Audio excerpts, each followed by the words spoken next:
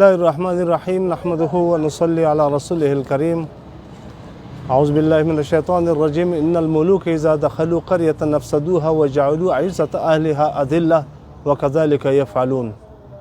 نن په دې ځای کې د علاقې نامور کسان، علماء کرام، سیاسي ورکران، قومي مشران، مختلف الخیال کسان په دې ځای کې د راجمع شوي دي.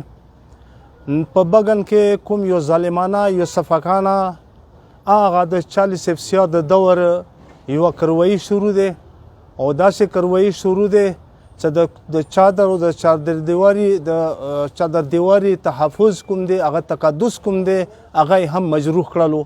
په کورونه وځي، د زنانو بې عزتي کوي او کورونه ړنګوي.